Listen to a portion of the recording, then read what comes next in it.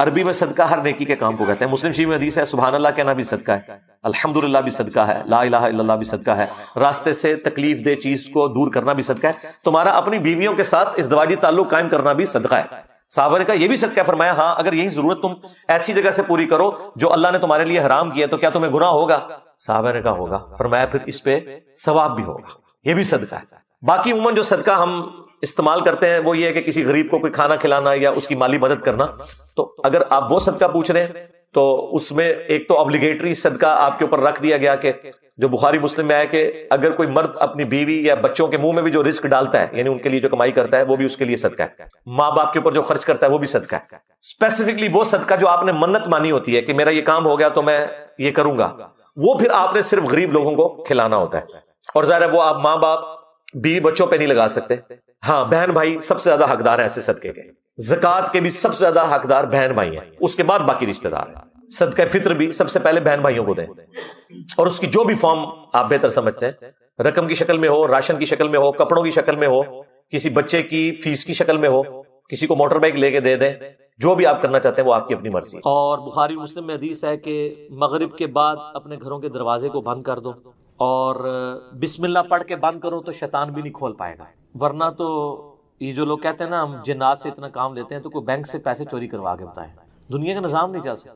اللہ تعالیٰ نے یہ جو ہرڈل ہے وہ سب کے لیے رکھی. بخاری مسلم میں الفاظ ہیں اپنے برتنوں کو ڈھانپ دو, خالی برتنوں کو الٹا کر دو اگر ڈھانپ نہیں, اور اگر بھرے ہوئے برتن ہیں اس کو ڈھانپنے کے لیے کوئی چیز نہ ملے تو بخاری مسلم کے الفاظ ہیں کوئی ایک تنکا ہی اس کے اوپر رکھ دو. اور مسلم شریف میں حدیث ہے کہ ایک رات سال میں ایسی آتی ہے جس میں اللہ تعالیٰ کی طرف سے کئی ایک مرض آتے ہیں اور وہ ایسے برتن میں داخل ہو جاتے ہیں جن برتنوں کو کھلا رکھا ہوا ہوتا ہے. تو نبی صلی اللہ علیہ وآلہ وسلم نے یہ ساری انسٹرکشنز فرمائی. پھر بخاری مسلم میں یہ بھی حدیث ہے کہ نبی علیہ السلام فرمایا رات کو چراغ بجھا کے سو. بعض اوقات آپ علیہ السلام نے فرمایا کہ جو وہ چوہا ہے وہ دیے کی بتی کو لے جاتا ہے اور گھر میں آگ لگ جاتی ہے. بلکہ بخاری مسلم میں یہ بھی موجود ہے کہ نبی علیہ السلام کے مبارک زمانے میں ایک گھر کو آگ لگی اور سارے گھر والے جل گئے, اور وہ اسی طرح لگی تو آپ علیہ السلام نے منع فرمایا. اور اس کو آپ آج کل کے اعتبار سے دیکھ لیں, یہ سوئی گیس کے ہیٹر یا اور بھی آگ والی کوئی بھی چیزیں رات کو بند کر کے سو. آئے دن ابھی تک واقعات ہو رہے ہیں کہ لوگ مرتے ہیں. لوڈ شیڈنگ ہوتی ہے, جب گیس آتی ہے تو آٹومیٹک ہیٹر تو آپ کو پتا ہے 15-20 ہزار روپے کا ملتا ہے. ہمارے جو عام 2,500-3 ہزار والے ہیں ہیٹر, یہ تو جب گیس آئے گی تو دوبارہ چلنا شروع ہو جائیں گے. اور ظاہر ہے وہ پائلٹ بھی بجھ گیا ہوتا ہے. ایک ظلم تو یہ کر رہے ہیں نا, اتنی گیس لے جاتے ہیں کہ پائلٹ بھی نہیں چلتا. اگر پائلٹ جلتا رہے نا تو دوبارہ گیس آئے تو ہیٹر چل اٹھے. اسی طریقے سے آج کل آپ کو پتا ہے وہ چونکہ پائلٹ جو بھی گیس نہیں رہتی ہے تو وہ گیزر بھی رات کو بند ہو جاتے ہیں. ورنہ پہلے جو لوڈ شیڈنگ ہوا کرتی تھی نا اس میں پائلٹ بند نہیں ہوتا تھا, اتنی گیس ضرور رکھتے تھے. تو رات جب صبح فجر کے وقت جب گیس واپس آتی تھی تو دوبارہ گیزر, اب تو روزانہ گیزر بھی آن کرنا پڑتا ہے. آٹومیٹک تو تھوڑے لوگ ہی افورڈ کر سکتے ہیں, اتنے مہنگے ہیں. تو یہ چیزیں ضرور ہیں. باقی یہ توہمات ہیں کہ جی گھر کی منڈیر پہ کوا بیٹھ جائے تو مہمان آ رہا ہے, کالی بلی راستہ کاٹ دے تو یہ کوئی نحوست ہے, شیشہ ٹوٹ جانے کو نحوست سمجھتے ہیں. اچھا کہتے ہیں جوتی پہ جوتی چڑھی ہو تو سفر لکھا ہے. تو میں اکثر کہتا ہوں میری جوتی پہ جوتی چڑھا دیں آپ روزانہ کے لیے, میں تو جاتا ہی نہیں ہوں کہیں. اس طرح سفر نہیں ہوتا. آٹومیٹکلی بھی کئی بار میری جوتی پہ جوتی چڑھی ہوتی ہے, میں تو مہینوں نہیں نکلتا ہوں, ضرورت ہی نہیں پڑتی. تو یہ ہیں ساری چیزیں جو توہمات سے تعلق رکھتی ہیں, اور نبی علیہ السلام نے ان چیزوں کو کنڈیم فرمایا.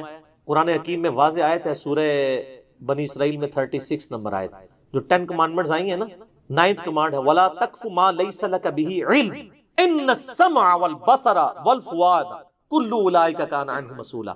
انسان کسی چیز کی پیروی اس وقت تک مت کر جب تک کہ تیرے پاس اس کے بارے میں ڈیفینیٹ علم نہ آ جائے. بے شک کان, آنکھیں اور عقل, دل یا دماغ کوئی بھی چیز, عقل, اس کے بارے میں تم سے پوچھا جائے گا. ان 3 چیزوں کو استعمال کر کے تم نے حق بات تک پہنچنے کی کوشش کیوں نہیں کی. اور یہ زلزلہ کیوں آتا ہے, اور یہ گائے نے ایک سینگ کے اوپر زمین اٹھا رکھی ہے, جب تھک جاتی ہے دوسرے پہ اٹھاتی ہے تو زلزلہ آ جاتا ہے. اب یہ توہمات ہے, وہ کتنی بڑی گائے ہے, کدھر ہے, سب جھوٹ ہے. اسلام ان چیزوں کو نہیں مانتا. یا سائنس پروف کر دے مانے گا. ایکوائرڈ نالج بھی ڈیفینیٹ ہے, ریویلڈ نالج بھی ڈیفینیٹ, لیکن ایکوائرڈ نالج وہ جو یعنی سرٹیفائیڈ ہو تجربات سے. مثلا یہ چیز بالکل اسٹیبلش ہے کہ پیٹرول سے آگ بھڑکتی, کبھی ایسا نہیں ہوا کہ آگ کے اوپر پیٹرول پھینکا جائے تو پانی کی طرح اس کو بجھا دے. تو یہ بالکل definite physical phenomena of nature ہے. یہ قرآن و سنت کی اتنا حجت ہے, اتنا حجت ہے کہ آپ دیکھیں حضرت ابراہیم علیہ السلام نے نمرود کو جس دلیل پہ خاموش کروایا تھا وہ ہے ہی یہی تھی کہ میرا رب وہ ہے جو مشرق سے سورج نکالتا ہے, اگر تو رب ہے تو مغرب سے نکال کے بتا. تو ہکا بکا رہ گیا تھا کافر. اب یہ سائنٹیفک ایک فینومینا تھا جو حضرت ابراہیم علیہ السلام نے سامنے پیش کیا. اللہ تعالیٰ کے جو یہ فزیکل فینومینا ہیں اتنے محکم ہیں کہ کبھی کبھار ہی ٹوٹتے ہیں. آگ ایک ہی دفعہ ٹھنڈی ہوئی ہے ابراہیم علیہ السلام کے لیے, روز روز تو نہیں ہوتی. کعبے کو بھی اللہ تعالیٰ نے ابرا کے لشکر سے ایک ہی دفعہ بچایا ہے. اس کے بعد تو یزید کے دور میں خانہ کعبہ کے اوپر چڑھائی ہوئی ہے اور غلاف کعبہ کا کچھ حصہ جل گیا. اس کے بعد پھر حجاج بن یوسف کی چڑھائی کے دوران خانہ کعبہ کی دیواریں منہدم ہو گئیں, کچھ نہیں ہوا. واقعہ حرہ میں مدینہ شریف کی حرمت پر مال ہوئی. دنیا بقدر ایفرٹ. آپ لاکھ کہتے ہیں بزرگوں نے دنیا کا نظام سنبھالا ہوا ہے, کوئی فرق نہیں پڑتا. یہ چیزیں بقدر ایفرٹ چل رہی ہوتی ہیں. باقی یہ جتنے توہمات ہیں کہ شام کے وقت جناب وہ آپ جھاڑو نہیں دے سکتے, کیوں نہیں دے سکتے؟ کامن ہے. ناخن نہیں کاٹ سکتے. اور میں نے تو گھروں میں لڑائیاں ہوتی دیکھی ہیں اس بات کے اوپر. خاوند بیویوں کو ڈانٹ رہے ہیں, مائیں بچوں کو ڈانٹ رہی ہیں, رات کے وقت کو ناخن کاٹ لے اور ان سے پوچھیں کہاں لکھا ہوا ہے, تو نہ ان کو پتا نہ ان کو بتانے والوں کو پتا. سارے سنا کے سننی ٹنی, پڑھا کے سننی بڑھو. اسلام میں کوئی ایسی چیز نہیں ہے کہ آپ اس کی بنیاد کے اوپر لوگوں کو مصیبت میں ڈال دیں. جو چیزیں منع کرنے والی تھی وہ کر دی گئی ہیں. وہ میں نے آپ کو بتا دیا کہ رات کے بچوں کا نہیں نکالنا آپ نے مغرب کے وقت, وہ ساری چیزیں اپنی جگہ موجود ہیں. اچھا ہوتی کوئی یعنی 10 چیز موجود ہے, اس کے ساتھ صفر لگا کے اس کو 100 کر دیتے ہیں, کوئی اور صفر لگا کے 1000 کر دیتا ہے. اس طریقے سے بڑھاتے چلے جاتے ہیں, غلوف کرتے جاتے ہیں. حقیقت میں وہ چیز بڑی تھوڑی ہوتی ہے. اس طریقے سے دین میں خود ایگزیجریشن کرنا, لڑائی جھگڑے کرنا. بھائی صفائی تو نصف ایمان ہے. صحیح مسلم میں 534 نمبر حدیث ہے, صفائی نصف ایمان ہے. وہ صفائی کے لیے کوئی ٹائمنگ نہیں بتائے گی, جس وقت مرضی آپ کریں. اچھا جن چیزوں میں ٹائمنگ بتائی تھی اس میں کوئی فالو نہیں کرتا. سورہ نور اٹھا کے دیکھیں, اللہ تعالیٰ نے 3 اوقات میں کسی کے گھر جانے سے منع فرمایا. ارلی ان دا مارننگ, دوپہر کے وقت اور رات کے وقت. تو مجھے تو بڑا غصہ آتا ہے ایسے لوگوں پہ جو عشاء کے بعد جو ہے وہ مہمان بن کے تو منہ اٹھا کے آ جاتے ہیں. تو میں تو بالکل اسٹریٹ فارورڈ ہوں. میں دروازے پہ آ کہتا ہوں نہیں میرا ٹائم نہیں, انشاءاللہ پھر ملیں گے. اس کو لوگ بد اخلاقی سمجھتے ہیں, حالانکہ یہ اخلاق ہے, میرا حق ہے. مس بیل نے بار بار دینا ایک بہت ہے. مجھے ضرورت ہوگی میں دوبارہ کال کر لوں گا, اگر نہیں کرنی 50 کے بعد ملیں. آپ کو کسی نے حق نہیں دیا کہ آپ میری زندگی میں انٹرفیئر کریں. بخاری مسلم میں حدیث ہے, نبی علیہ السلام فرمایا اگر کوئی کسی کے گھر میں جھانک رہے نا اور وہ آگے سے نیزہ مار کے اس کی آنکھ بھی نکال دینا, اس پہ کوئی قدغن نہیں. آپ اسے بد اخلاقی سمجھیں گے کہ یار وہ جھانکنے سے کیا ہو گیا تھا, آنکھ نکال دی. بھائی اسلام تو یہی کہتا ہے, سختی. خود نبی علیہ السلام نے ایک صحابی کو یہ کہہ دیا تھا کہ اگر میں جان رہا ہوتا تو میں تیرے ساتھ کر دیتا. حتیٰ کہ بخاری مسلم میں یہ بھی حدیث ہے کہ دروازہ کھٹکھٹاؤ, دستک دو, جواب آ جائے تو ٹھیک 3 دفعہ, ورنہ واپس چلے جاؤ. اس بات کا برا بھی نہ مانو. یہ کیوں ہے؟ کوئی اگلے کی مرضی نہیں ہے, نہیں ملنا چاہتا آپ سے, کیوں آپ اس کو مجبور کر رہے ہیں؟ تو یہ سب کی سب چیزیں ہمارے معاشرے میں توہمات چل رہی ہیں. انہی میں سے یہ بھی ہے.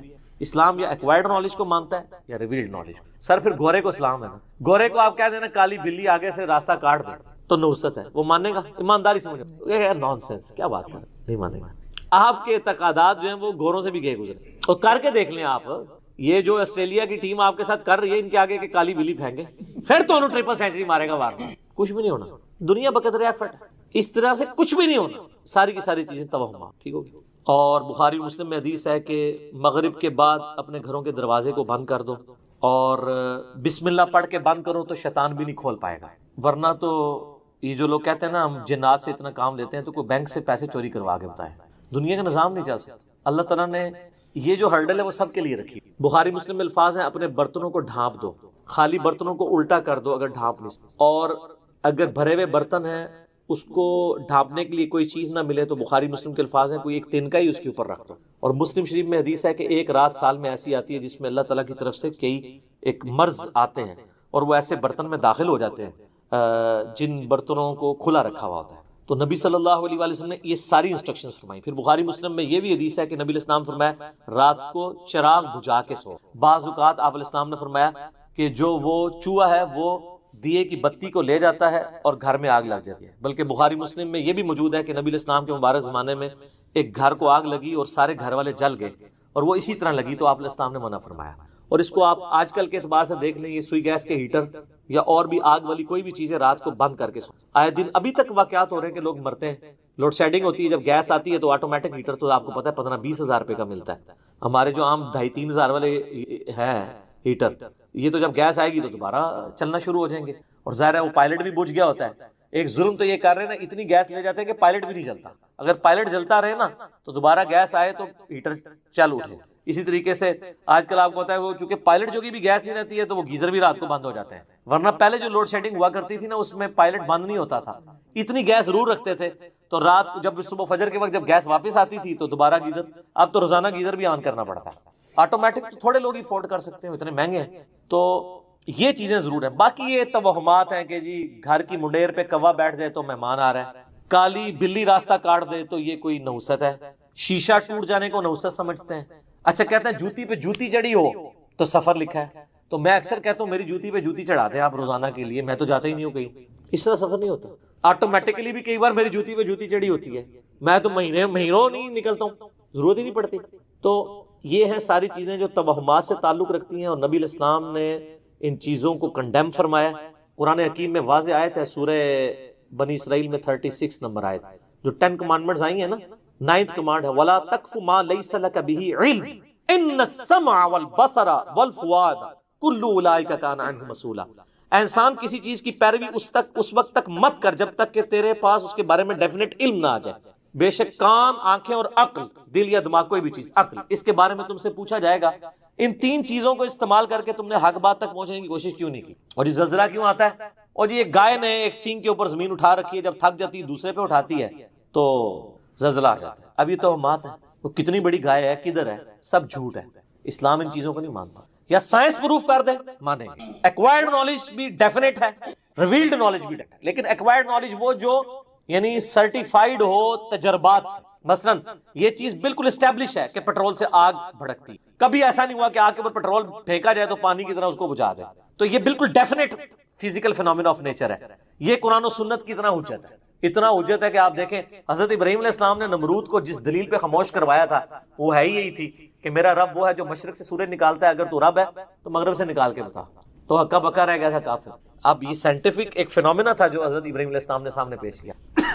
اللہ تعالیٰ کے جو یہ فزیکل فینومینا ہیں اتنے محکم ہیں کہ کبھی کبھار ہی ٹوٹتے ہیں. آگ ایک ہی دفعہ ٹھنڈی ہوئی ہے ابراہیم علیہ السلام کے لیے, روز روز تو نہیں ہوتی. کعبے کو بھی اللہ تعالیٰ نے ابرا کے لشکر سے ایک ہی دفعہ بچایا ہے. اس کے بعد تو یزید کے دور میں خانہ کعبہ کے اوپر چڑھائی ہوئی ہے اور غلاف کعبہ کا کچھ حصہ جل گیا. اس کے بعد پھر حجاج بن یوسف کی چڑھائی کے دوران خانہ کعبہ کی دیواریں منہدم ہو گئیں, کچھ نہیں ہوا. واقعہ حرہ میں مدینہ شریف کی حرمت پر مال ہوئی. دنیا پر قدر ایفرٹ. آپ لاکھ کہتے ہیں بزرگوں نے دنیا کا نظام سنبھالا ہوا ہے, کوئی فرق نہیں پڑتا. یہ چیزیں بقدر ایفرٹ چل رہی ہوتی ہیں. باقی یہ جتنے توہمات ہیں کہ شام کے وقت جناب وہ آپ جھاڑو نہیں دے سکتے, کیوں نہیں دے سکتے؟ کامن ہے. ناخن نہیں کاٹ سکتے. اور میں نے تو گھروں میں لڑائیاں ہوتی دیکھی ہیں اس بات کے اوپر. خاوند بیویوں کو ڈانٹ رہے ہیں, مائیں بچوں کو ڈانٹ رہی ہیں, رات کے وقت کو ناخن کاٹ لے, اور ان سے یہ پوچھیں کہاں لکھا ہوا ہے تو نہ ان کو پتا نہ ان کو بتانے والوں کو پتا. سارے سنا کے سننی ٹنی, پڑھا کے سننی بڑھو. اسلام میں کوئی ایسی چیز نہیں ہے کہ آپ اس کی بنیاد کے اوپر لوگوں کو مصیبت میں ڈال دیں. جو چیزیں منع کرنے والی تھی وہ کر دی گئی ہیں. وہ میں نے آپ کو بتا دیا کہ رات کے بچوں کو نہیں نکالنا آپ نے مغرب کے وقت, وہ ساری چیزیں اپنی جگہ موجود ہیں. اچھا ہوتی کوئی یعنی 10 چیز موجود ہے, اس کے ساتھ صفر لگا کے اس کو 100 کر دیتے ہیں, کوئی اور صفر لگا کے 1000 کر دیتا ہے. اس طریقے سے بڑھاتے چلے جاتے ہیں, غلوف کرتے جاتے ہیں. حقیقت میں وہ چیز بڑی تھوڑی ہوتی ہے. اس طریقے سے دین میں خود ایگزیجریشن کرنا, لڑائی جھگڑے کرنا. بھائی صفائی تو نصف ایمان ہے, صحیح مسلم میں 534 نمبر حدیث ہے, صفائی نصف ایمان ہے. وہ صفائی کے لیے کوئی ٹائمنگ نہیں بتائے گی, جس وقت مرضی آپ کریں سر. اچھا جن چیزوں میں ٹائمنگ بتائی تھی اس میں کوئی فالو نہیں کرتا. سورہ نور اٹھا کے دیکھیں, اللہ تعالیٰ نے 3 اوقات میں کسی کے گھر جانے سے منع فرمایا, ارلی ان دا مارننگ, دوپہر کے وقت اور رات کے وقت. تو مجھے تو بڑا غصہ آتا ہے ایسے لوگوں پہ جو عشاء کے بعد جو ہے وہ مہمان بن کے تو منہ اٹھا کے آ جاتے ہیں. تو میں تو بالکل اسٹریٹ فارورڈ ہوں, میں دروازے پہ آ کہتا ہوں نہیں میرا ٹائم نہیں, انشاءاللہ پھر ملیں گے. اس کو لوگ بد اخلاقی سمجھتے ہیں, حالانکہ یہ اخلاق ہے, میرا حق ہے. مس بیل نے بار بار دینا ایک بہت ہے, مجھے ضرورت ہوگی میں دوبارہ کال کر لوں گا, اگر نہیں کرنی 50 کے بعد ملے. آپ کو کسی نے حق نہیں دیا کہ آپ میری زندگی میں انٹرفیئر کریں. بخاری مسلم میں حدیث ہے, نبی علیہ السلام فرمایا اگر کوئی کسی کے گھر میں جھانک رہے نا اور وہ آگے سے نیزہ مار کے اس کی آنکھ بھی نکال دینا, اس پہ کوئی قدغن نہیں. آپ اسے بد اخلاقی سمجھیں گے کہ یار وہ جھانکنے سے کیا ہو گیا تھا, آنکھ نکال دی. بھائی اسلام تو یہی کہتا ہے, سختی. خود نبی علیہ السلام نے ایک صحابی کو یہ کہہ دیا تھا کہ اگر میں جان رہا ہوتا تو میں تیرے ساتھ کر دیتا. حتیٰ کہ بخاری مسلم یہ بھی حدیث ہے کہ دروازہ کھٹکھٹاؤ, دستک دو, جواب آ جائے تو ٹھیک 3 دفعہ, ورنہ واپس چلے جاؤ. اس بات کا برا بھی نہ مانو. یہ کیوں ہے؟ کوئی اگلے کی مرضی نہیں ہے, نہیں ملنا چاہتا آپ سے, کیوں آپ اس کو مجبور کر رہے ہیں؟ تو یہ سب کی سب چیزیں ہمارے معاشرے میں توہمات چل رہی ہیں, انہی میں سے یہ بھی ہے. اسلام یا ایکوائرڈ نالج کو مانتا ہے یا ریویلڈ نالج. سر پھر گورے کو اسلام ہے نا, گورے کو آپ کہہ دینا کالی بلی آگے سے راستہ کاٹ دے تو نوست ہے, وہ ماننے گا؟ ایمانداری سمجھ, یہ نان سینس, کیا بات کر, نہیں مانے گا. آپ کے اعتقادات جو ہیں وہ گوروں سے بھی گئے گزرے, اور کر کے دیکھ لیں آپ. یہ جو آسٹریلیا کی ٹیم آپ کے ساتھ کر رہی ہے, ان کے آگے کے کالی بلی پھینکے پھر تو انہوں 3 سینچری مارے گا وار. جوڑے آسمانوں پہ بننے کا صرف ایشو نہیں ہے, بلکہ سب کچھ ہی آسمانوں پہ ہی ہو رہا ہے. تقدیر کے اندر تو اللہ تعالیٰ نے اپنے ڈیوائن وزڈم سے چیزیں لکھ دی ہوئی ہیں. ٹھیک. البتہ ظاہر ہے کہ اس کی ایگزیکیوشن دنیا میں ہوتی ہے، لیکن اس کا یہ مطلب نہیں ہے کہ آپ نے جو ہے وہ دنیاوی طور پہ نہیں چیزوں کو دیکھنا. لوگ جو ہے وہ شادی کے اوپر استخارے بھی کرواتے پھر رہے ہوتے ہیں. استخارہ تو بالکل اینڈ والی چیز. استخارہ تو اللہ سے مشورہ ہے، بندوں سے بھی مشورہ کرنا ہے. نبی علیہ السلام نبیوں کے صحابہ سے مشورہ کرتے تھے. استخارے پہ نہیں سب کچھ چیزوں کو چھوڑ دیا ہوتا. دنیاوی طور پہ آپ نے رشتہ کرتے وقت دیکھنا ہے کہ معاملات کیسے ہیں. وہ مسلم شریف میں 4 چیزیں بتائی گئی ہیں کہ عورت سے 4 وجہ کی وجہ سے لوگ شادی کرتے ہیں. اس کی خوبصورتی کی وجہ سے، اس کی مال کی وجہ سے، اس کی حسب و نسب کی وجہ سے، اس کی دینداری کی وجہ سے. پھر آپ نے فرمایا کہ اللہ کے بندو دینداری کو دیکھا کرو. ٹھیک ہو گیا؟ تو ان چیزوں کو دیکھنا چاہیے.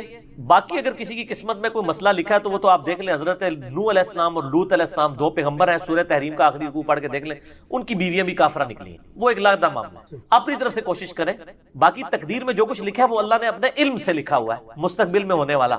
نہ کہ ہمیں اس تقدیر کا پابند کیا ہوا ہے، بلکہ جو کچھ ہونا تھا وہ اللہ کے علم میں پہلے سے تھا. نہ یہ کہ اس نے پابند کیا کہ ہم یہ کریں. البتہ جب ہو جائے نا پھر آپ یہ کہہ سکتے ہیں کہ میری نصیب میں یہ لکھا تھا. ایک بندہ پیپر دینے کے لیے اسکول ہی نہیں جاتا اور فیل ہو جاتا ہے، پھر کہ جی میری قسمت میں ہی لکھا تھا. وہ تو خود ہی نہیں گیا، خالی پیپر دیا ہے، فیل آیا ہے. تو قسمت میں یہ لکھا تھا کہ اگر خالی پیپر دے گا تو فیل ہی ہوئے گا، اور اگر پریائے دے گا تو پاس ہو جائے گا. یہ بھی لکھا سی تو اسی وہ اڈاپٹ کر لیا. ٹھیک ہو گیا؟ باقی دعا کی تو امپورٹنس ہے. صحیح مسلم میں حدیث ہے، جو شخص یہ چاہے کہ اس کی عمر دراز کر دی جائے اور اس کے رزق میں برکت ہو تو وہ اپنے رشتہ داروں سے صلہ رحمی کرے. رشتہ داروں کے ساتھ اس نے سلوک کرنے سے آپ کی دولت بھی بڑھتی ہے اور عمر بھی. اور رشتہ داروں میں پہلے نمبر پہ ماں باپ، بیوی، بچے اور بہن بھائی ہیں. باقی بعد میں لوگ رشتہ داروں سے فوراً سمجھتے ہیں کزنز، اور بہن بھائیوں کو چھوڑ دیتے ہیں، ماں باپ کو چھوڑ دیتے ہیں، بیوی بچوں کو چھوڑ دیتے ہیں. تو بخاری اور مسلم دونوں میں یہ حدیث کہ جس شخص کی یہ خواہش ہو کہ اس کے رزق میں برکت ہو اور عمر میں برکت ہو جائے، وہ اپنے رشتہ داروں کے ساتھ اس نے سلوک کرے. تو ظاہر ہے اس نے سلوک یہ ہے کہ آپ نے اخلاقی طور پہ بھی اور مالی مدد بھی ان کی کرنی ہے. ٹھیک. تو اس کا مطلب ہے دعا سے تقدیر بدلتی ہے. لیکن یہ بھی تقدیر میں لکھا ہوتا ہے کہ اس کی عمر تو تھی 60 سال، اس نے اپنے بہن بھائیوں کے ساتھ اس نے سلوک کیا، ہم نے اس کو 80 کر دینا. اب وہ کرے گا تو ہو جائے گا. اب دنیا میں اگر کوئی شخص بسم اللہ پڑھ کے ساکٹ میں 2 انگلیاں دے دے گا تو انشاءاللہ تعالیٰ وہ مر جائے گا. فزیکل فنامنا تو چلیں گے نہ. گہانی آفتیں ٹلتی ہیں دعاؤں سے. جو آپ آفت اپنے اوپر خود لائیں گے وہ تو نہیں ٹلے گی. آپ بسم اللہ الذی لا یضر پڑھ کے تو کوبرا سانپ کے منہ میں ہاتھ دے دیں تو یہ تو نہیں ہے. ناگہانی آفتیں ٹلیں گی. تو تقدیر کا مسئلہ بھی ہے. یہاں پہ بھی جوڑوں پہ لوگ کہتے ہیں نہیں میری قسمت میں لکھا ہوا تھا. ہاں جو ہو جائے اس کے بعد آپ کہہ سکتے ہیں. جس طرح بخاری مسلم میں آتے آدم علیہ السلام نے کہا کہ میری قسمت میں یہ لکھا تھا، تو ظاہر ہے پھر واقعی لکھا ہوا تھا.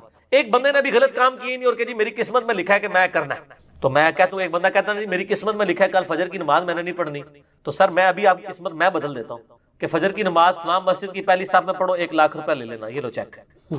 دنیا کے سارے شیطان مل کے تجھ سے ایک فجر نہیں چھڑوا سکیں گے. تو تیری قسمت اینج بدلی نا.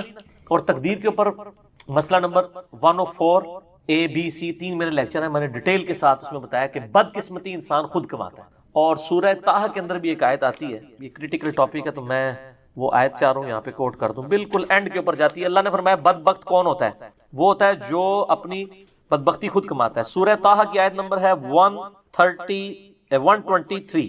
یہ اب انگریزی عربی میں بعض کا میں 2 کو 3 پڑھ جاتا ہوں، وہ اس طرح جڑا ہوا لکھا ہوتا ہے چھوٹا سا. اس میں کہ آدم علیہ السلام کو جب اللہ تعالیٰ نے زمین پہ اتارا تو کہا قَالَ اهْبِطَا مِنْهَا جَمِيعًا، ہم نے کہا کہ اب تم دونوں زمین پر اتر جاؤ. بَعْضُكُمْ لِبَعْضٍ عَدُوٌّ، تم میں سے بعض کا دشمن ہوگا. فَإِمَّا يَأْتِيَنَّكُم مِّنِّي هُدًى، اب جب کبھی کوئی ہدایت کی بات میری طرف سے تمہارے پاس آئے گی، یعنی نبیوں کے ذریعے کتابیں، فَمَنِ اتَّبَعَ هُدَايَ، جو کوئی ہدایت کی پیروی کرے گا، فَلَا يَضِلُّ وَلَا يَشْقَىٰ، جو کتابوں کی پیروی کرے گا نہ گمراہ ہوگا نہ بدبخت ہوگا. قرآن کی پیروی کرنے والا بدبخت نہیں ہوتا. قرآن کہہ رہا ہے سورہ طٰہٰ آیت نمبر 123، جو نبیوں پر اتری ہوئی کتابوں کی پیروی کرے گا لا یضل ولا یشقیٰ. ٹھیک ہے جی، نہ وہ گمراہ ہوگا اور نہ شکی ہوگا. کیوں؟ بدبختی انسان خود کماتا ہے. وہ چیز شیطان نے مسجد میں نہیں جانے دیا. میں کہتا ہوں آج اناؤنسمنٹ ہو کے مسجد میں نماز فی نماز کے اوپر 10,000 روپے گورنمنٹ دے گی، شیطان کا پیو بھی نہیں کچھ کر سکتا. اور اس کا سائملٹینیس کنٹراسٹ ہے، اگر ایک نماز چھوڑنے پر اللہ تعالیٰ کی طرف سے دنیا میں ہی عذاب آنا شروع ہو جائے تو کوئی شخص بھی نماز سے غافل نہیں ہوگا. اگر انسان مسجد کی طرف نہ جائے تو اس کے پاؤں پہ اسی وقت فالج گرے تو اگلی نماز کے لیے تو کہے گا یا اللہ ایک بار میری ٹانگیں ٹھیک کر دے، میں پہلے ہی جا کے مسیتی پہ جاؤں. تو دنیا کو اللہ نے فزیکل چیزوں کے ساتھ جوڑا ہوا ہے، آخرت چونکہ ادھار ہے، چھپی ہوئی. یا ایھا الذین آمنوا، اے اہل ایمان، اذا قمتم الی الصلاۃ، جب تم نماز کے لیے اٹھو، تیاری پکڑو، کھڑے ہو، فاغسلوا وجوہکم، تو धो लिया करो अपने चेहरों, यानी वुजू का तरीका। अच्छा, अब इसमें तो यही लग रहा है कि जितनी दफा नमाज के लिए आपने खड़े होना है आपने वुजू करना है। कुरान खामोश है इस हवाले से कि अगर किसी का पहले ही वुजू है तो उसने दोबारा वुजू करना है या नहीं करना। कुरान के तहत है कि जब नमाज पढ़ने लगो तो एक दफा वुजू जरूर करना है। तो इससे तो ये भी इशारा मिलता है कि हर नमाज के लिए अलग वुजू होना चाहिए। लेकिन जो मुखालिफीन है ना, जो मुनकरीन अहादीस है, वो कहेंगे जी ये तो आप खुद से मतलब निकाल रहे हैं। भाई दोनों मतलब निकल सकते हैं। ये मतलब भी निकल सकता है कि अगर किसी का वुजू है तो करने की जरूरत नहीं, और ये भी निकल सकता है कि जब जब नमाज पढ़नी है उस नमाज का वुजू अलग करना। सुन्नत हमें फिर डिक्लेयर करती है। सही बुखारी सही मुस्लिम में कई अहादीस हैं जो इसको सपोर्टिव है कि नबी इस्लाम ने गज़वे खैबर के मौका के ऊपर एक वुजू से कई नमाजें पढ़ाई और फरमाया मैंने जानबूझ के ऐसा किया है ताकि तुम्हें ये बात बताऊं कि वो हुक्म मनसूख हो गया है कि हर नमाज के लिए अलग वुजू किया जाए। अब एक वुजू अगर कायम है तो आप मुतअद्दिद नमाजें उससे पढ़ सकते हैं अगर वुजू टूटा नहीं।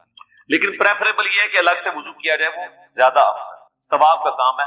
नूर नाला नूर है, वो कोई फजूल खर्ची नहीं है, ना पानी का ज़िया भी नहीं। तो जब तुम नमाज के लिए खड़े हो तो वुजू कर लो। और वुजू करने का तरीका क्या है? चेहरा। अब हम तो शुरू में मिसवाक भी करते हैं, कुल्ली भी करते हैं, नाक में पानी भी चढ़ाते हैं, उसका जिक्र कुरान में मौजूद नहीं है। वो सारी के सारे सुन्नत अमाल है, वो कोई कर ले तो बेहतर है, ना करे तो कोई हर्ज नहीं। वुजू उसका तब भी हो जाएगा अगर वो 4 फराइज कुरान वाले पूरे कर लें। अपने चेहरों को धो, वह अयदियकुम इलल मराफिक, और अपने हाथों को कोहनियों तक, यानी कोहनियों तक का मतलब है कोहनियां भी बीच में शामिल। जब तक बात होती है तो वो चीज शामिल होती है। कोहनियों तक ये नहीं बताया 1 दफा 2 दफा 3। तो बुखारी मुस्लिम में आता है 1 दफा भी सुन्नत है, 2 दफा भी सुन्नत है, 3 दफा भी सुन्नत है। वमसहू बिरुउसिकुम, और मसा करो अपने सरों का, व अर्जुलकुम इलल काअबैन, और अपने पांव को भी टखनों तक। अब ये है जो सुन्नी शिया कॉन्फ्लिक्ट। अहले तशय्युअ का मौक़िफ़ ये है कि और पांव भी टखनों तक की ज़मीर लौटती है वमसहू की, कि मसा करो सरों का और पांव का टखनों तक।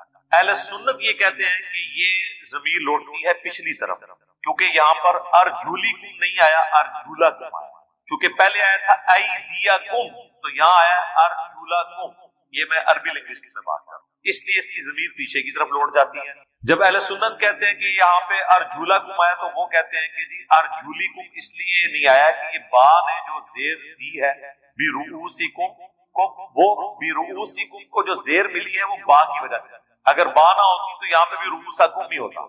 खैर ये इन अरबी लिंग्विस्टिक के एतबार से दोनों तरफ मतलब जा सकता है। अहले तशय्युअ का मौक़िफ़ इस हवाले से, इन्हें अगर हम कंपेयर करें तो ज्यादा उर्दू शायद के कुरान हकीम की जो फसाहत और बलागत है उसके एतबार से ये वाला मतलब भी को बैद नहीं है, बल्कि ज्यादा करीब है कि मसा करो अपने सरों का और पांव का टखनों तक।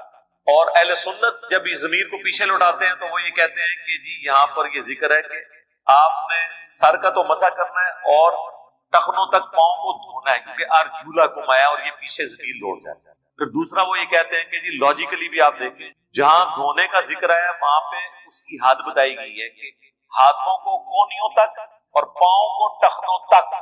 अगर ये मसा होता ना तो तक वाली बात ना होती, जनरल होता कि मसा करो पांव का। टखनों का जिक्र करने का मकसद ये है कि इसको धोने की कोई लिमिट।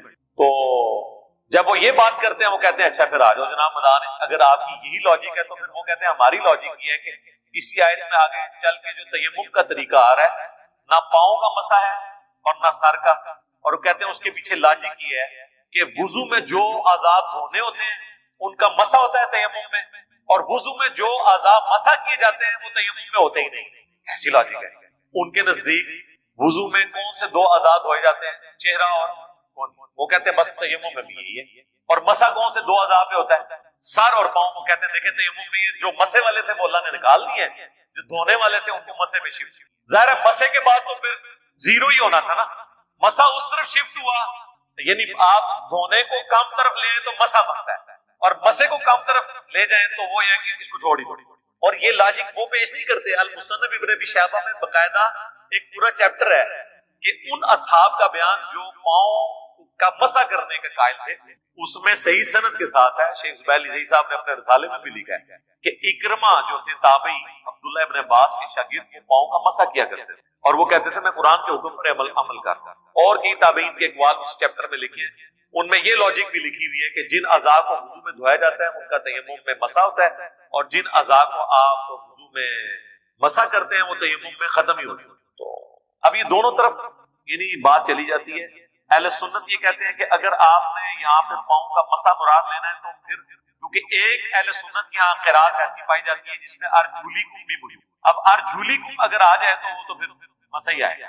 وہ کہتے ہیں یہ ارجولیکم والی قرات اس صورت میں جب آپ نے پاؤں پہ موزے یا جرابے پہنے. اب مجھے بتائیں اگر کسی شخص نے جرابے یا موزے پہنے ہوئے وہ تو پاؤں کا مسح کرے اس کا وضو ہو جائے, اور جو ڈائریکٹ پاؤں کا مسح کر رہا ہے اس کا وضو نہیں ہو رہا ان کے نظر. اگر جراب کے اوپر مسح کرنے سے وضو ہو جاتا ہے تو ڈائریکٹ پاؤں کے اوپر بھی ہاتھ پھیرنے سے ہو جانا چاہیے, کیونکہ جراب کے کیس میں بھی تو آپ دھو کو نہیں رہے, خفین کے کیس میں یعنی موزوں کے کیس میں بھی آپ دھو تو کوئی نہیں رہے. اگر دھونا اتنا ضروری ہوتا تو چمڑے کے موزے پہنے میں آپ نے ایک دفعہ دھو کے پہن لیے نا, تو اس کے بعد اوپر سے ہی مسح کر رہے ہیں, اور ایک بندہ اگر ایک دفعہ پاؤں دھو لے اور وہ اوپر سے مسح کرتا رہے تو کیا مسئلہ ہے. اور اہل تشیع کے ہاں بھی یہی ہے, وہ کہتے ہیں اگر پاؤں گندے ہوں گے نا پھر پاؤں کو مسح کرنے سے وضو نہیں ہوگا, آپ کو پاؤں دھونے ہوں گے.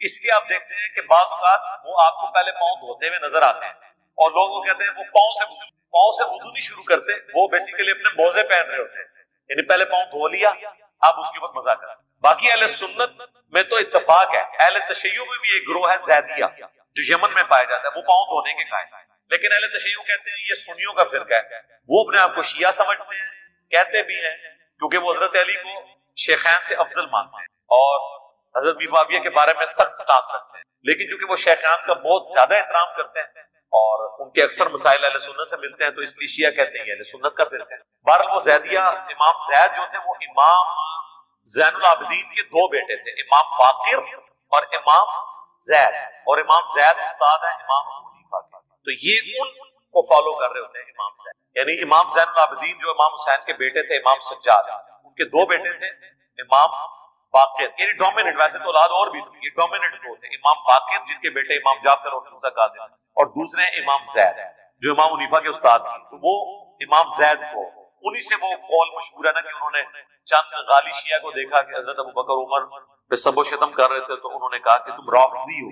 یہ رافضی کی جو ٹرم ہے نا امام زید نے کہا, یعنی تم نے اپنے امام کو ہی چھوڑ دیا, رافضی ہو جو اپنے امام کو چھوڑ دو. وہ پاؤں دھونے کے قائل ہے. ویسے میرے نزدیک پاؤں جو دھونے والا موقف ہے یہ زیادہ اسٹرانگ اس حوالے سے کہ وضو میں یہ عموماً ہم جس طرح کی سوسائٹی میں رہتے ہیں پاؤں گندے رہتے ہی تسلی نہیں ہوتی.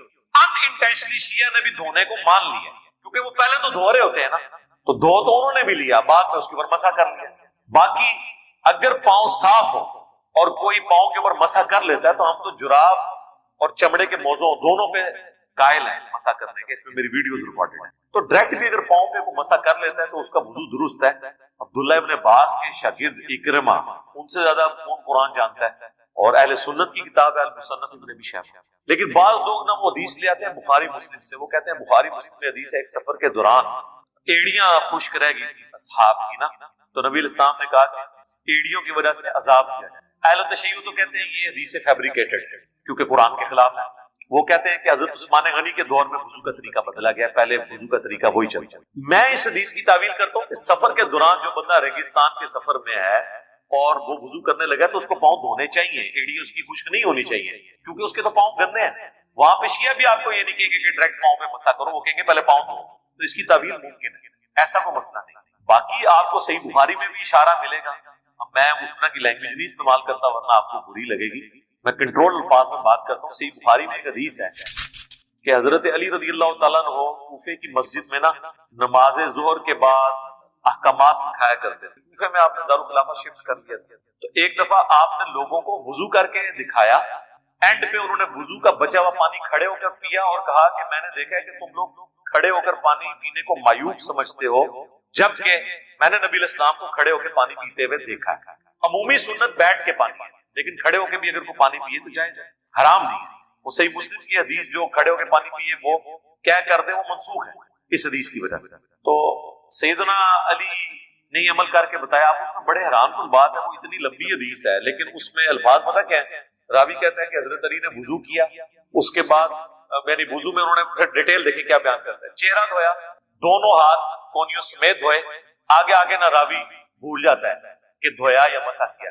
آگے راوی کہتا ہے، وہ جو نچلا راوی ہے، اوپر والے تو شاید پوری حدیث کو بیان کی ہو، نچلا راوی کہتا ہے. اس کے بعد اسی طریقے سے انہوں نے ذکر کیا سر کا اور پاؤں کا.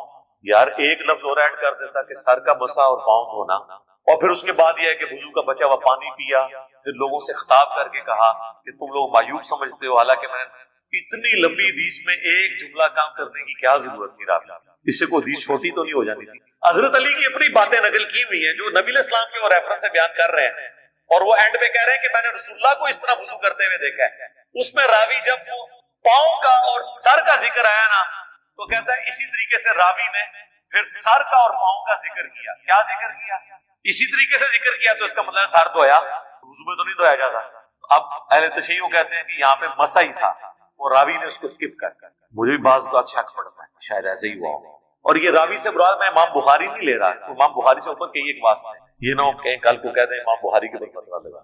باقی اور اہل سنت کی کتابوں میں یہ روایتیں جب اس طرح ملتی ہیں تو وہ مسح کے ذکر کے ساتھ ملتی ہیں. اس کو کوئی جھگڑا نہیں بنانا چاہیے. اگر آپ جرابوں میں مسح کے قائل ہیں، بہرحال میں نے یہ حنفی جو ہیں وہ چمڑے کے موضوع پہ مسح کے قائل تھے، جرابوں پہ نہیں. جب میں نے خالی پاؤں پہ مسح کی بات شروع کی، انہوں نے کہا سر آپ جراب پہ کر لیا کریں، خالی الگ کام نہ کرو. جس طرح یہ یزید اور امیر شام کا مسئلہ شروع ہوا، جب ہم نے بتایا کہ یزید کو بنایا کس نے تھا، جن صفین کو ذکر کیا، وہ کہتے ہیں جناب یزید کو گالا نہیں کاٹ لو اٹھتے نہ. تو فائدہ ہوتا ہے نا تھوڑا سا دبانے سے، کوئی بیسک مسئلہ تو مان لیں. تو اب جو کوئی آپ سے جرابوں کے مسئلے کو نہ مانے تو آپ اسے کہیں کہ مصنف ابن ابی شیبہ میں ہے کہ حضرت اکرمہ تابعی جو تھے، جو بخاری مسلم کے راوی ہیں، ابن عباس کے لائق ترین شاگردوں میں سے ہیں، وہ تو ڈائریکٹ پاؤں پہ مسح کر لیتے. تو وہ پھر کہیں کہ نہیں جناب ڈائریکٹ نہ کرو، جراب پا کے.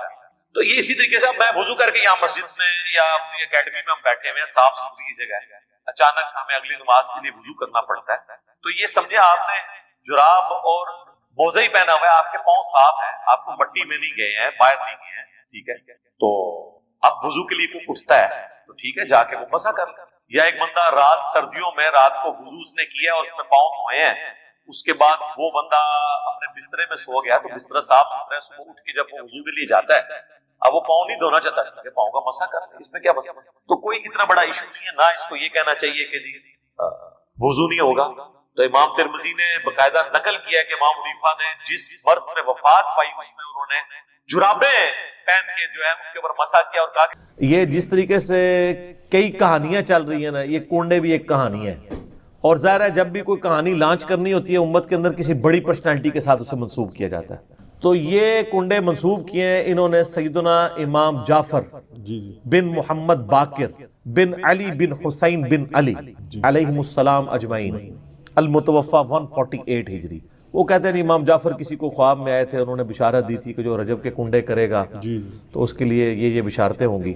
یہ تو سٹارٹ ہی خواب سے ہو رہا ہے، اس کا دین کے ساتھ کوئی لینا دینا نہیں، نہ امام جعفر کے ساتھ کوئی لینا دینا ہے. یہ وہ ایک پروپیگنڈا جو شیعہ کے ہاں چلا اور وہ کنڈے چل رہے ہیں. اور سنیوں کے ہاں بھی چونکہ امام جعفر ایک ڈومیننٹ پرسنالٹی ہے، ان کو رسپیکٹ دی جاتی ہے، ہم خود دیتے ہیں. تو چونکہ اب ان کا نام بولا گیا ہے، جس طرح کہ 11ویں کے اوپر شیخ عبدالقادر جیلانی کا نام بول دیا جاتا ہے تو وہ 11ویں چلنا شروع ہو گئی ہے. اس طرح سنیوں کے ہاں بھی چلنا شروع ہو گئی. باقی دوسری طرف اہل سنت میں جو اینٹی شیعہ ایلیمنٹس تھے انہوں نے کوشش کی کہ جی اس سرمنی کو ڈائلیوٹ کرنے کے لیے انہوں نے ایک نئی کہانی ڈیوائز کی. انہوں نے کہا کہ اصل میں 22 رجب کو حضرت معاویہ ابن ابی سفیان رضی اللہ تعالیٰ عنہ کی وفات ہوئی تھی، اس وفات کی خوشی میں شیعہ جو ہے نا وہ کنڈے بناتے ہیں. یہ ایک نئی کہانی انہوں نے دریافت کی. تو یہ کہانی جب آپ نے دریافت کی ہے تو یہ کہانی دریافت جن لوگوں کے بارے میں کی ہے سر ان کی بھی رائے لے لیں کہ ان کا موقف یہ ہے بھی ہے کہ نہیں. تو وہ آپ کو کہیں گے کہ ہمارے لیے حضرت معاویہ کی موت یا زندگی اتنی اہمیت کی حامل نہیں ہے کہ ہم اس کو سیلیبریٹ کریں. وہ تو کہتے ہیں ہم ان کو کوئی اہمیت دیتے ہی نہیں ہے، ہم ان کو اتنا امپورٹنٹ پرسنالٹی کے طور پہ نہیں مانتے. وہ کیا مانتے ہیں وہ ایک علیحدہ معاملہ ہے، لیکن وہ کہتے ہیں اتنا بھی ہم نے سیریس نہیں لیا ہوا ان کو. یہ اسی طریقے سے ہے جیسا کہ بریلویوں کو یہ کیا کہانی کی کروائی جاتی ہے اور دیوبندیوں کو کہ اہل حدیث اماموں کو نہیں مانتے. ہم بھی بچپن میں، میرا خود بھی سارے فرقوں میں، مطلب میرا تو بلٹ اپ سارا بریلویت میں ہوا ہے. تو اب یہ بہت بڑی کہانی اور چل رہی ہے. آپ کسی اہل حدیث سے بھی جا کے پوچھے کہ یار آپ اماموں کو نہیں مانتے، وہ کہیں گے نعوذ باللہ ہم تو مطلب اماموں کی خدمات کو لے کے چل رہے ہیں. چلے اگر امام حنیفہ رحمہ اللہ سے کوئی اختلاف بھی ہوا کسی مسئلے میں وہ تو الگ بات. باقی جو 3 بڑے فقہ کے امام ہیں، 3 وہ جو کہانی کرا کے بتائے گئے ہیں، یہ تو ہزاروں فقہ کے امام ہیں جن کے نام کتابوں میں ہیں لیکن وہ پبلکلی نہیں چلے.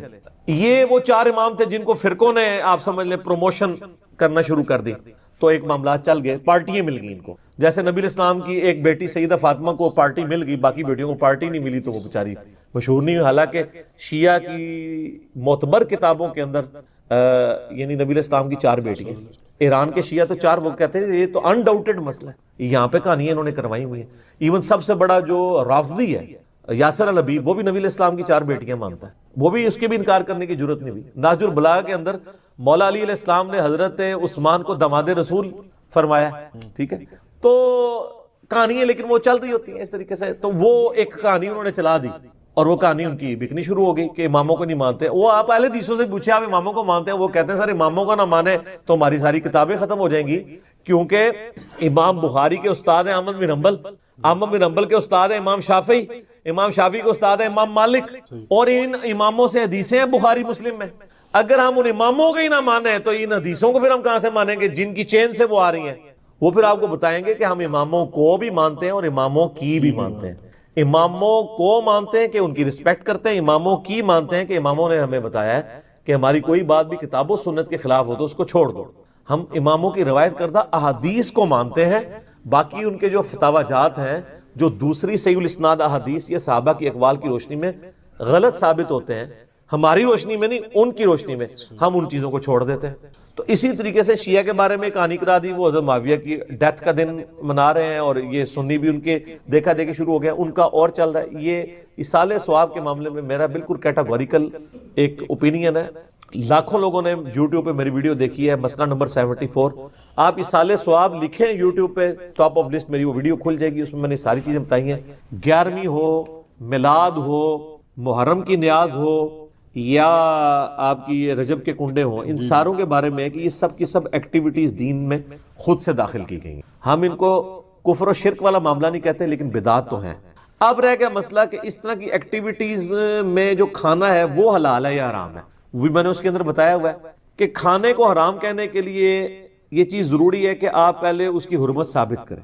اس میں 2 طریقے ہیں, یا تو وہ چیز جو پکائی جا رہی ہے وہ حرام ہو, کوئی خنزیر بنا دیتا ہے تو حرام ہے, یا چیز تو پاک تھی لیکن اس کے ذبح کے وقت زبر کے ساتھ غیر اللہ کا نام لیا ہے تو وہ پھر بھی حرام ہو جائے گی. تیسرا مسئلہ ہے تقرب والا. تقرب میں اب 2 طرح کے آپشن ہیں. ایک تقرب یہ ہے کہ کوئی شخص یہ کہتا ہے کہ میں فلاں بزرگ کے اصال ثواب کے لیے کر رہا ہوں, حضرت حسین علیہ السلام کو ثواب پہنچ جائے, ایک میری طرف سے ہدیہ, تو اس کے معاملے میں بھی ایسا کوئی سختی والا معاملہ نہیں.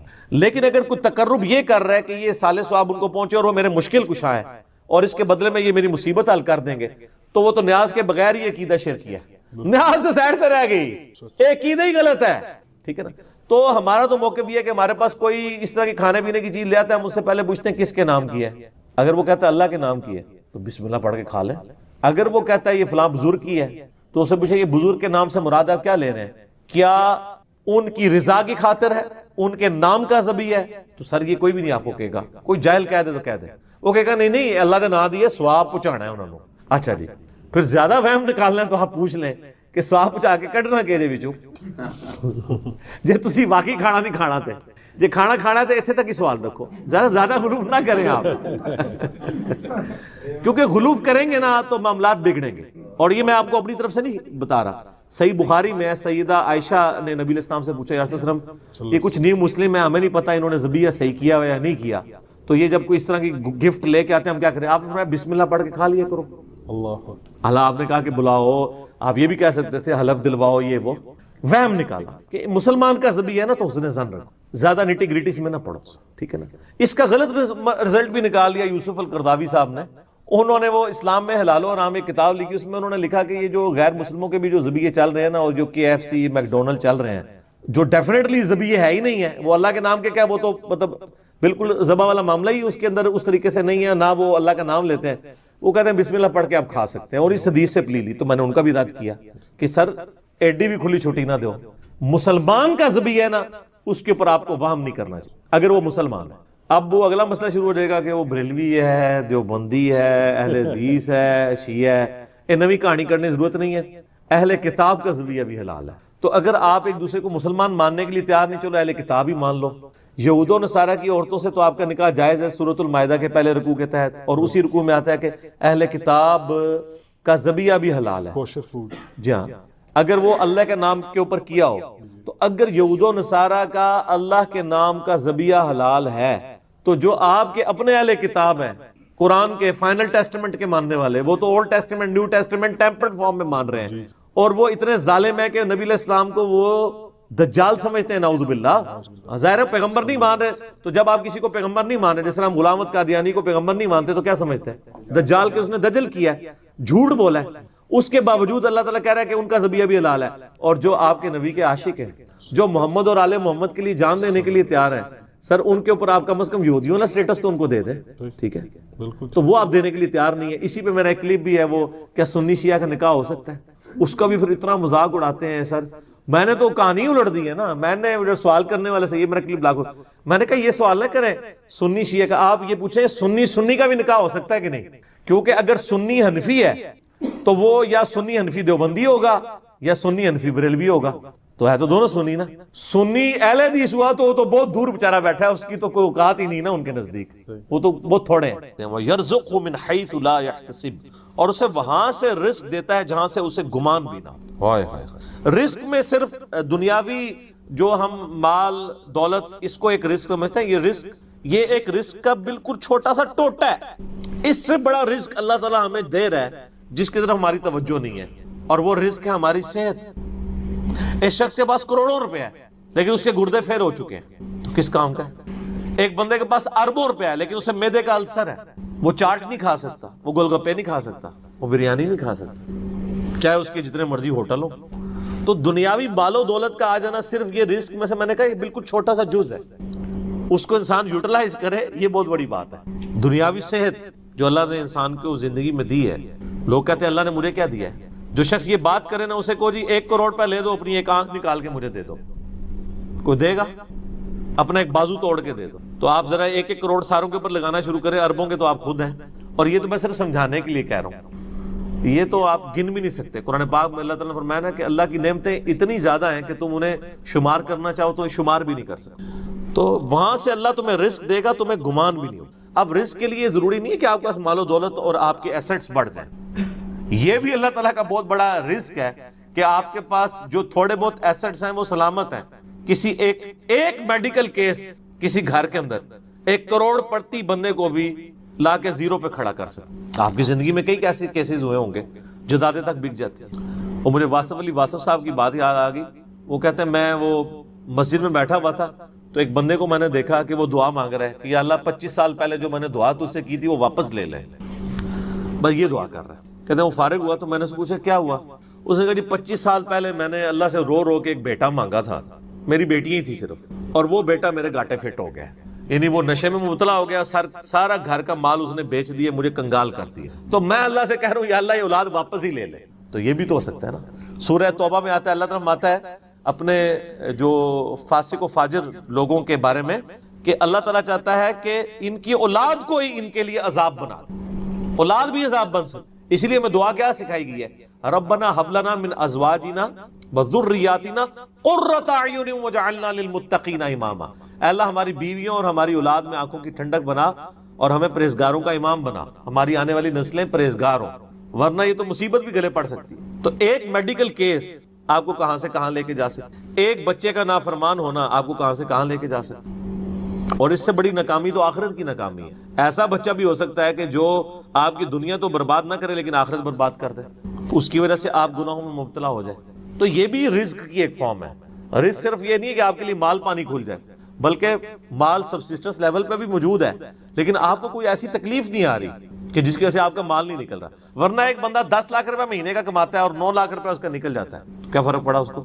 اس نے کون سا ایسٹ بنا لی ہے. اور جو اذیت گزار رہا ہے وہ لادس، اس کو تو کوئی سوچ بھی نہیں سکتا، جو ذہنی ٹینشن ہے. صحیح بخاری مسلم میں حدیث ہے، نبی علیہ السلام فرمایا ہمیشہ اپنے سے نچلے لوگوں کو دیکھو تو تمہیں یوں اللہ تعالیٰ کی نعمتوں پر صبر نصیب ہوگا اور قناعت نصیب ہو جائے گی، اوپر نہ دیکھو.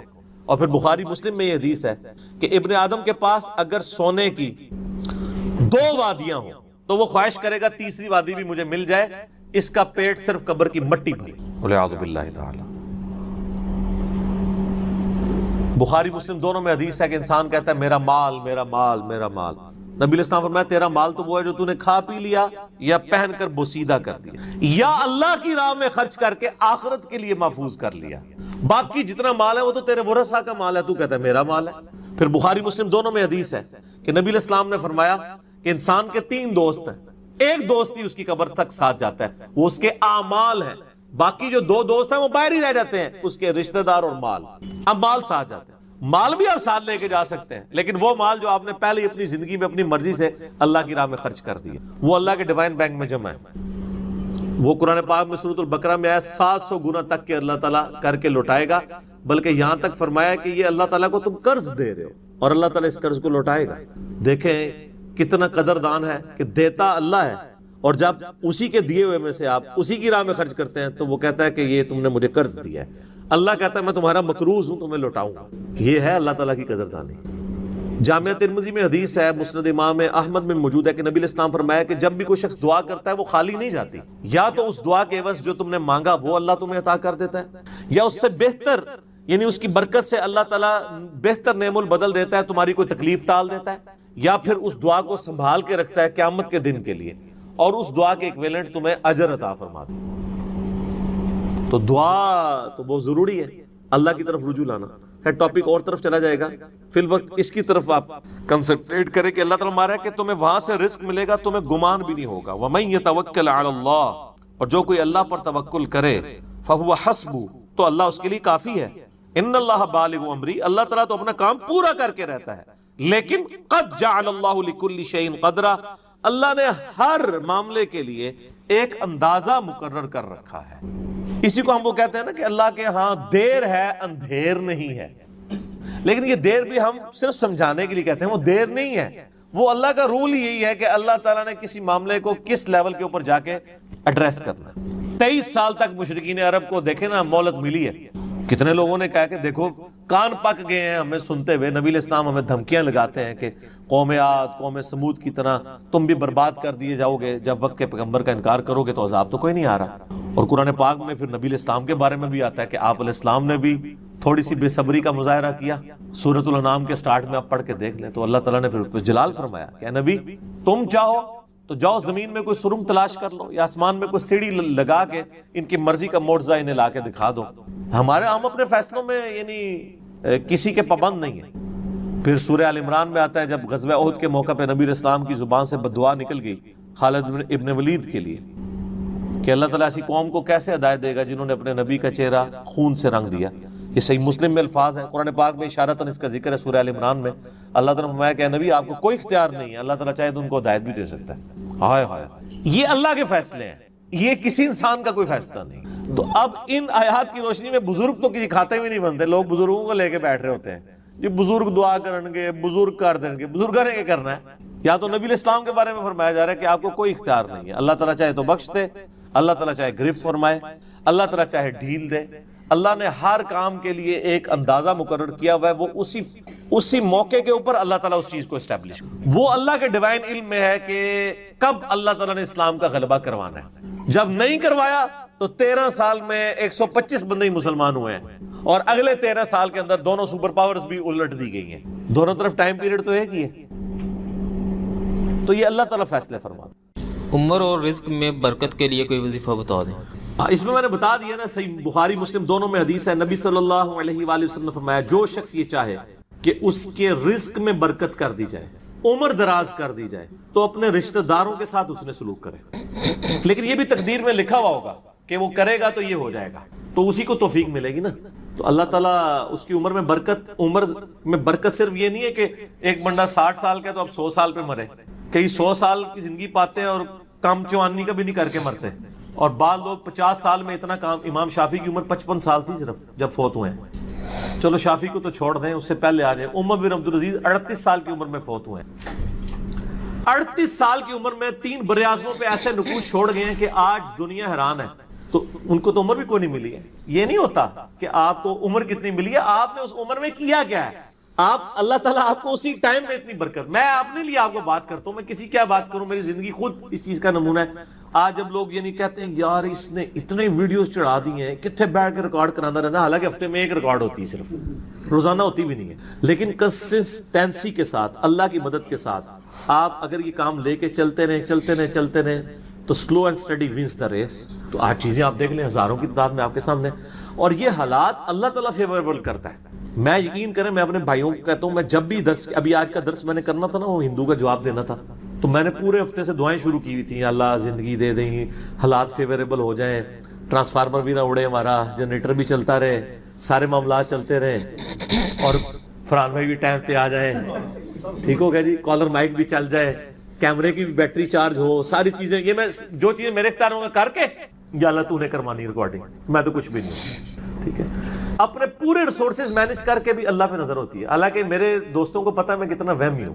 میرے آفس میں بھی نا، جب سب سے مشکل کوئی ٹاسک میرے والے کیا جاتا ہے اور وہ ہمارے باس کہتے ہیں یار اس کو دے کے تو بھول جاؤ، پھر وہ کام کر کے آپ کو بتائے گا. تو کیوں میں وہمی ہوں، جس کام میں ہاتھ ڈالتا ہوں نا، میں دنیاوی اعتبار سے ہر چیز اس کے حوالے سے مینج کرتا ہوں، لیکن ساتھ مسبب الاسباب پہ نظر ہوتی ہے کہ یا اللہ یہ جو کچھ میں کر رہا ہوں نا، یہ تو میں اسباب کر رہا ہوں نا، میرے ساتھ کوئی بھی پرابلم ہو سکتا ہے، کسی کے ساتھ کوئی این ٹائم، یعنی اس کے اوپر فیملی کے اوپر کوئی ایسا ایشو آ سکتا ہے کہ درس کینسل کرنا پڑ جائے، ہو سکتا ہے نا. جس طرح ایک بار یعنی اچانک جو ہے وہ یعنی ہمارا درس کینسل ہو گیا تھا، عثمان بھائی کی والدہ فوت ہو گئی تھی، ہمیں اپنا درس کینسل کرنا پڑا، ایگزیکٹ اسی دن ہی ہو گیا اس طرح. تو وہ حالانکہ میرا درس پورا تیار، مسئلہ 41 اس دن ریکارڈ ہونا تھا، جو کئی سال پہلے کی بات. کس سال کی بات ہے یہ؟ 5 سال پہلے کی بات ہے. تو اپنا ہر چیز مینج کی تھی، لیکن اینڈ ٹائم پہ کوئی مسئلہ کھڑا ہو گیا. میرے اپنے بھی کئی کلوز ریلیٹیو فوت ہوئے ہیں، لیکن اللہ کا شکر ہے اتوار مطلب وہ درس سے 1-2 دن آگے پیچھے ہی ہوئے ہیں، تو اللہ تعالیٰ نے یعنی معاملات کو سیٹل کر دیا. یہ ساری چیزیں سر فیوریبل ہونا، پھر تو یہ وہ سوال کی طرف ہوں کہ رشتہ داروں سے اس نے سلوک کریں، اللہ تعالیٰ رزق میں اضافہ کرے گا، عمر میں اضافہ کر دے گا، یعنی برکت ڈال دے گا، تھوڑی چیز بھی کفایت کر دے گی. ابو داؤد میں ایک حدیث ہے، ایک صحابی کہتے ہیں میری ماں فوت ہوگی، فرمایا اپنی خالہ کے ساتھ اس نے سلوک کر، ٹھیک ہو گیا. تو یہ رزق کے بڑھنے کا ذریعہ. باقی دعا تو ایک ہی ہے، اللہم ربنا آتینا فی الدنیا حسنہ وفی الآخرۃ حسنۃ وقنا عذاب النار. یہ دنیا کے ہر کام کے لیے دعا ہے، رزق کی برکت کے لیے، اولاد کے لیے، اولاد کے اچھے مستقبل کے لیے، لڑائی جھگڑا ختم کرنے، دنیا کی ہر چیز اس میں داخل ہے. کیوں؟ ربنا آتینا فی الدنیا حسنہ، دنیا میں ہر چیز حسنہ عطا کر دے، بہتر، اور آخرت کی ہر چیز داخل ہے. وفی الآخرۃ حسنہ، آخرت میں قبر بھی شامل ہے، میدان حشر بھی، میدان عدل بھی. یہ واقعہ عذاب القبری، واقعہ عذاب الحشر، یہ کہنے کی ضرورت نہیں ہے. بخاری مسلم میں حدیث ہے جو مر گیا اس کی قیامت قائم ہوگی، وہ آخرت میں داخل ہوگا. اس میں سب کچھ ہے. اس میں ایک صحیح مسلم کی حدیث میں بتا دیتا ہوں، ایک صحابی تھے، بیماری کی وجہ سے اتنے کمزور ہو گئے کہ چڑیا کی طرح ان کا جسم ہو گیا. یہ آپ کو دعا والے چیپٹر میں مشکات میں دوسری جلد میں بھی یہ حدیث مل جائے گی، صحیح مسلم کی. نبی صلی اللہ علیہ وآلہ وسلم عیادت کے لیے آئے. آپ نے حالت دیکھی، آپ نے فرمایا وہ تو اللہ سے کیا مانگتا ہے؟ آپ کو پتہ چل گیا کہ مسئلہ کوئی گمبھیر ہے. کیا یا رسول اللہ، میں اللہ سے ایک ہی دعا کرتا ہوں کہ یا اللہ جو تو نے مجھے آخرت میں عذاب دینا ہے نا، وہ دنیا میں نہیں. نعوذ باللہ من ذالک، اللہم اجرنا من النار. آمین. نبی صلی اللہ علیہ وسلم نے فرمایا سبحان اللہ، اللہ پاک ہے غلطیوں سے. اس کا مطلب یہ ہوتا ہے یہ انسان ہی غلطیاں کرتا ہے.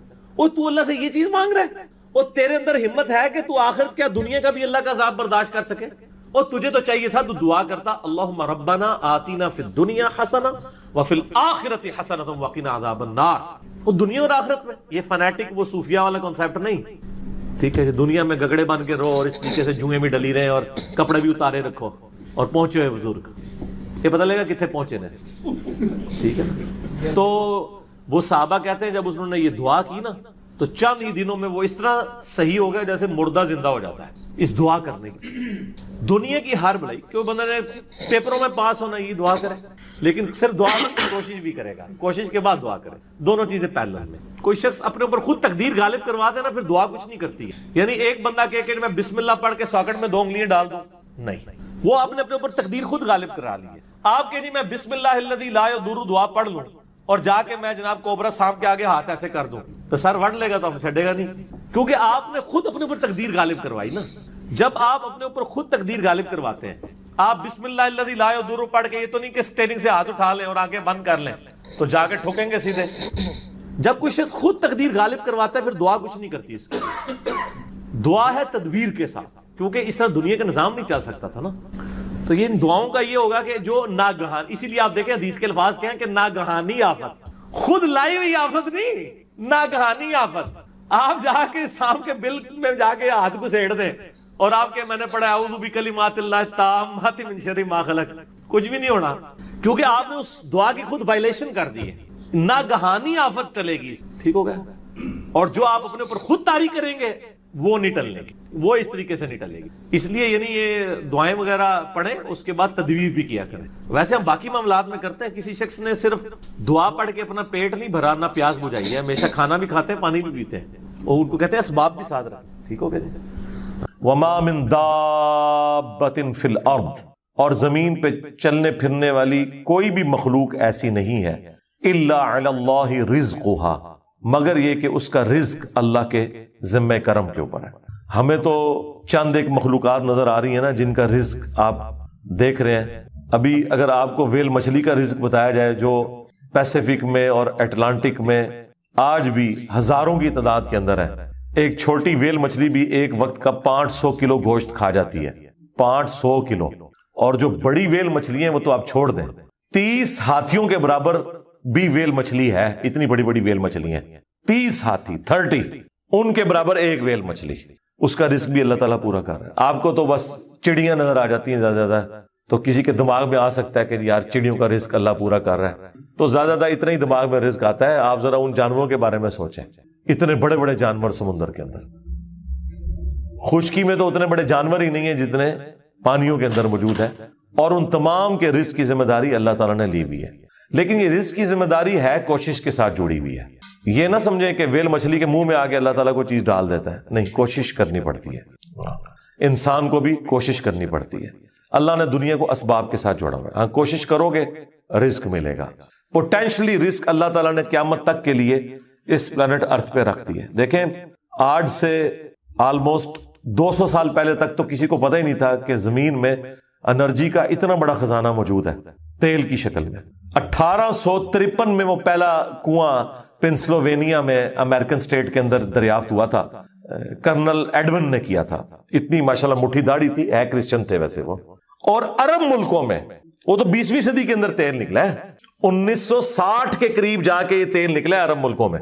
اب میرا سوال یہ ہے کہ 1300 سال تک سارے بزرگان دین آج عمرے کے لیے جاتے رہے، جو نیچے نگاہ مارتے تھے تو ساتوں زمینیں کراس اور اوپر عرش پہ نگاہ پہنچتی تھی، کسی بزرگ کو تیل نہیں نظر آیا عرب کی سرزمین میں. ایسے بزرگوں سے جان چھڑا سکتے تھے، جو اتنے تے گئے نہیں ہون گے، تے مکے مدینے تے گئے سن نا، وہ تو لنگے نے نا، کسی نے تیل نظر آیا. دنیا کو اللہ نے بقدر ایفرٹ رکھا ہے. اور یہ بھی اب مزید کوئی 50-60 سال کا تیل رہ گیا. پھر آنے والی دنیا ذکر کرے گی کہ انسانیت نے 250-300 سال ایسے دیکھے ہیں کہ اللہ